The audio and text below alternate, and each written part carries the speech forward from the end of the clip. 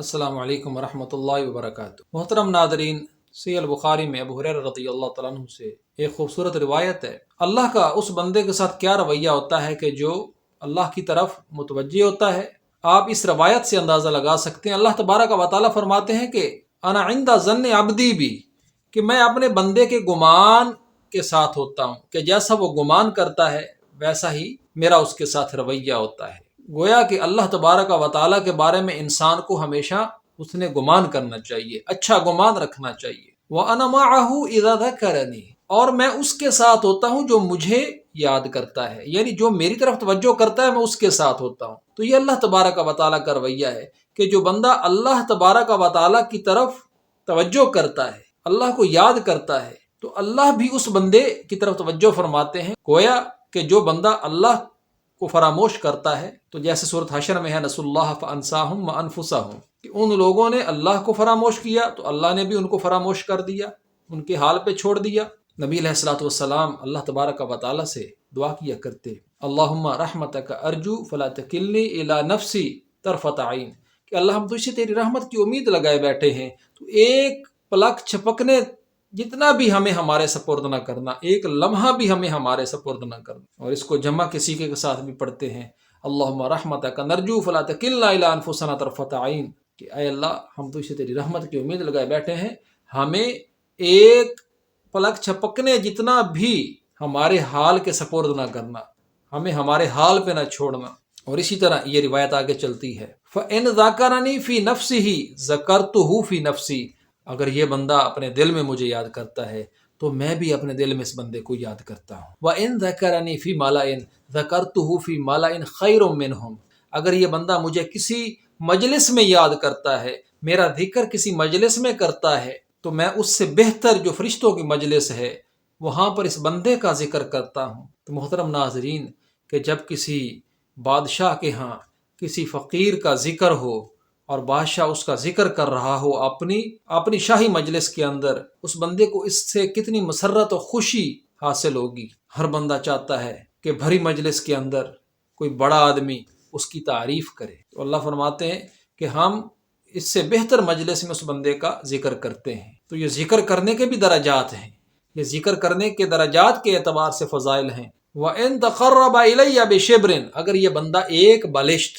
یہ ایک بلشت ہوتی ہے، ایک بلشت میرے قریب آتا ہے، تقربت الیہ ذراعا، تو میں پورا ایک ہاتھ یہ کندھے تک ہوتا ہے، ایک ہاتھ اس کے قریب ہو جاتا ہوں۔ یہ انسان کو اس کے علم کے مطابق اللہ تبارک و تعالی سمجھا رہے ہیں کہ یہ ذکر اس کی کیا فضیلت ہے، انسان کے ذکر کرنے کے کیا درجات ہیں، انسان کے ذکر کرنے کے کون کون سے مراحل ہیں، کہ انسان جس انداز سے ذکر کرتا ہے اس انداز سے اللہ تبارک و تعالیٰ کی طرف سے بھی اس کا ذکر خیر ہوتا ہے، اس کی شرف پذیرائی ہوتی ہے، اس کی دلجوئی اور حوصلہ افزائی ہوتی ہے۔ وَإِن تَقَرَّبَ إِلَيَّ ذِرَاعًا، اور اگر کوئی بندہ ایک ہاتھ یہاں سے لے کے یہاں تک ایک ہاتھ ہے، اتنا میرے قریب ہوتا ہے، تقربت الیہ باعا، تو میں 2 ہاتھ اس کے قریب ہو جاتا ہوں۔ اس دائیں ہاتھ کے انگلیوں سے لے کے اس بائیں ہاتھ کی انگلیوں کو اگر ہم اس طرح سے ہاتھ کو کریں تو یہ 2 ہاتھ اس کے قریب ہو جاتا ہوں۔ جب کوئی بندہ ایک ہاتھ یہاں سے لے کے یہاں تک میرے قریب ہوتا ہے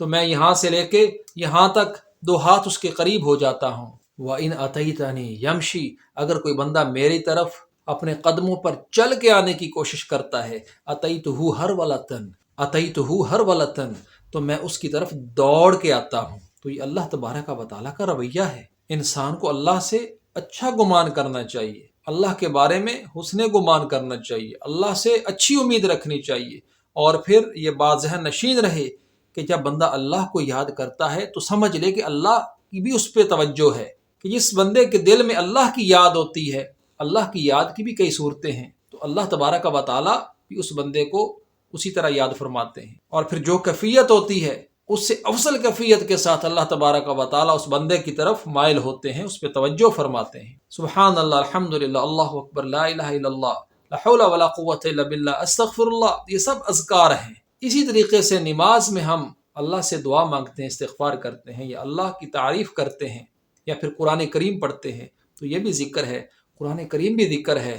وَلَقَدْ يَسَّرْنَا الْقُرْآنَ لِلذِّكْرِ فَهَلْ مِن مُدَّكِرٍ، ویسے درس و تدریس کی مجلس ہے، کہ جس میں ایک استاد اپنے شاگردوں کو کچھ بتا رہا ہے، سکھا رہا ہے، قرآن کریم کی تعلیم دے رہا ہے، تو وہ بھی اللہ کا ذکر ہے۔ اللہ کے ذکر کی کئی صورتیں ہیں۔ اگر انسان ویسے غور و فکر کر رہا ہے یا اس کے علاوہ انسان اپنے ماضی میں جھانکتا ہے، اپنے حال کے بارے میں سوچتا ہے یا اپنے مستقبل میں جھانکتا ہے اور کسی بھی حوالے سے اس میں اللہ کی یاد موجود ہے، تو وہ اللہ کا ذکر ہے۔ غور و فکر کرنا اس کائنات کے اندر، خود اپنی ذات کے اندر، یہ بھی اللہ کا ذکر ہے۔ کوئی بھی ایسا کام کہ جس میں انسان کا دل، انسان کی توجہ اللہ کی طرف چلی جائے، جس میں اللہ کی خوشنودی کا حصول انسان کو ملحوظ خاطر ہو، وہ اللہ کا ذکر ہے۔ تو ہمیں چاہیے کہ ہم اللہ کا ذکر کرتے رہیں، اس سے دلوں کو اطمینان ملتا ہے۔ الا بذکر اللہ تطمئن القلوب، یاد رکھو کہ دلوں کا جو اطمینان ہے یہ اللہ کے ذکر کی بدولت ہی ممکن ہے۔ چاہے انسان جنگ کے میدان میں ہو، چاہے انسان کسی بھی بڑی بلا کا سامنا کر رہا ہو، اگر اس کا دل اللہ کے حضور جھکا ہوا ہے، اگر اس بندے کو حضوری قلب حاصل ہے، یعنی اس کا دل اللہ کے ساتھ لگا ہوا ہے، اس کا دل اللہ کی طرف متوجہ ہے، تو وہ اللہ کا ذکر کر رہا ہے، اور اس کے نتیجے میں انسان کو سکون ملتا ہے۔